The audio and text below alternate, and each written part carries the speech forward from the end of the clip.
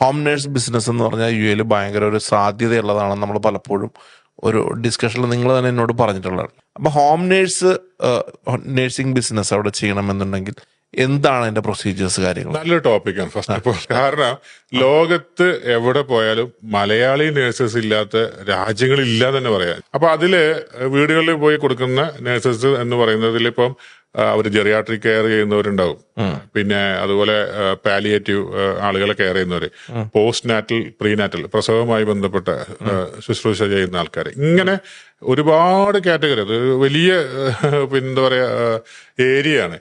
ഇപ്പോ എക്സ്പാട്രിയേറ്റഡ് ആയിട്ടുള്ള ഒരുപാട് പേര്, ഇപ്പൊ നമ്മൾ മലയാളികൾ മാത്രമല്ല, ഇന്ത്യൻസ് ആയിട്ടും എത്രയോ 200 അല്ലെങ്കിൽ 250 രാജ്യങ്ങളിൽ നിന്നുള്ള ആളുകൾ അവിടെ ഹോസ്പിറ്റലുകളിൽ പ്രസവങ്ങൾ നടന്നുകൊണ്ടിരിക്കുന്നത്. ഇത് കഴിഞ്ഞ ശേഷം ഇവർക്കൊക്കെ ഈ സർവീസ് ആവശ്യമുണ്ട്. അപ്പൊ ഈ സർവീസൊക്കെ കൊടുക്കണമെങ്കിൽ ഇപ്പൊ 7 എമിറേറ്റുകളിലും പല എമിറേറ്റുകളിലും പലതരത്തിലുള്ള ഹെൽത്ത് അതോറിറ്റീസ് ഉണ്ട്.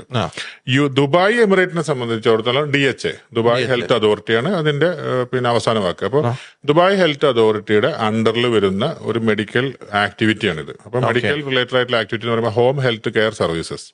ഇതാണ് ഹോം നഴ്സിംഗിന് നമ്മൾ എടുക്കുന്ന ഒരു ആക്ടിവിറ്റി എന്ന് പറയുന്നത്. പ്രകാരം ഒരു ഡോക്ടർ നിർബന്ധം, GP ഡോക്ടർ വേണം ആ സ്ഥാപനത്തിന്. കാരണം പെട്ടെന്നൊരു എമർജൻസി കോൾ വന്നാൽ ആ ഡോക്ടർ അവിടെ ആ വീട്ടിലെത്തണം എന്നുള്ള ഉദ്ദേശത്തിലാണ് ഇത് DHA പറയുന്നത്.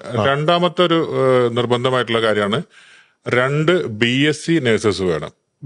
അത് ഗ്രാജുവേറ്റ് നേഴ്സസ് വേണം. ഇപ്പൊ 2 പേര് വേണം കമ്പനിയിൽ. പിന്നെ 3 ഡിപ്ലോമ നേഴ്സസ്, അവരുടെ താഴെയുള്ള നേഴ്സസ്. ഞങ്ങളെ സംബന്ധിച്ചിടത്തോളം ഞങ്ങള് കമ്പനി ട്രേഡ് ലൈസൻസ് ഉണ്ടാക്കി കൊടുക്കൽ മാത്രമല്ല, ആ ഉണ്ടാക്കി കൊടുത്ത കമ്പനിക്ക്, ഹോം നഴ്സിംഗ് കമ്പനിക്ക് ഇൻഷുറൻസ് കമ്പനിയുമായിട്ടുള്ള പെർമിഷൻസ്, അതായത് അവരുടെ അപ്രൂവൽസ് വേണമല്ലോ ഈ കമ്പനി ഓപ്പറേറ്റ് ചെയ്യാൻ, അതടക്കം നമ്മൾ ചെയ്തു കൊടുക്കും.